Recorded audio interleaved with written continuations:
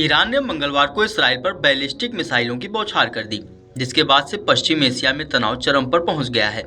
बुधवार को इस्राएली सेना ने जानकारी दी कि कुछ समय पहले ईरान से इसराइल की ओर मिसाइलें दागी गईं। इसराइली नागरिकों को सतर्क रहने और होम फ्रंट कमांड के निर्देशों का ठीक से पालन करने का निर्देश दिया गया है। आपको बता दें कि इसराइल के प्रधानमंत्री बेंजामिन नेतन्याहू ने यहूदी नववर्ष के मौके पर लोगों को शुभकामनाएं दी। इसके साथ ही उन्होंने ऐलान करते हुए कहा कि यह पूर्ण विजय का वर्ष होगा। उन्होंने कहा कि इसराइल ईरान की बुराइयों के खिलाफ युद्ध के बीच में है। ईरान इसराइल को नष्ट करना चाहता है, लेकिन हम ऐसा नहीं होने देंगे। इसराइली रक्षा बल ने कहा कि बुधवार को लेबनान से उत्तरी इसराइल पर 240 से अधिक रॉकेट दागे गए। इसराइली मीडिया के मुताबिक आईडीएफ ने कहा कि पहले पश्चिमी गैलीली में 70 रॉकेट दागे गए। इनका असर खुले इलाकों पर पड़ा। शाम को अबीवीम पर 2 और रॉकेट दागे गए। इसके बाद पश्चिमी गैलीली में 30 और रॉकेट दागे गए, जो सभी खुले क्षेत्रों में गिरे।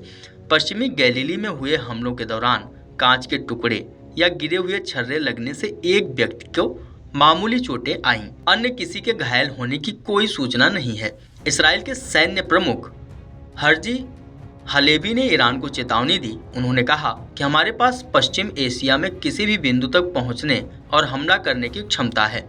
हमारे दुश्मनों में से जो भी अब तक यह नहीं समझ पाए हैं, वे जल्द ही इसे समझ जाएंगे। हम जवाब देंगे। वहीं संयुक्त राष्ट्र में अमेरिकी राजदूत लिंडा थॉमस ग्रीनफील्ड ने सुरक्षा परिषद के सदस्यों से ईरान की निंदा करने और उस पर प्रतिबंध लगाने की मांग की।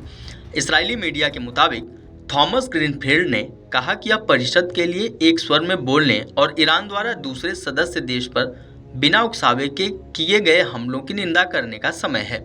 लगभग 1 साल पहले किए गए हमास के भयानक हमले के बाद संयुक्त राज्य अमेरिका ने ईरान को एक स्पष्ट संदेश भेजा था, स्थिति का ऐसे तरीके से फायदा न उठाएं जिससे क्षेत्र को व्यापक युद्ध में धकेलने का जोखिम हो।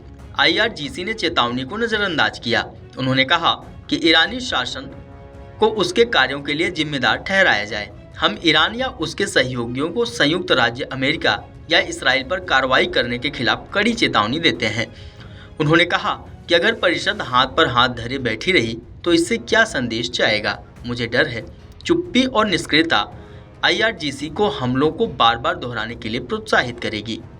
अब देखना यह है कि इस तनाव की सीमा क्या होती है और प्रधानमंत्री बेंजामिन नेतन्याहू का अगला कदम क्या होगा। Video desk अमरउजाला.com।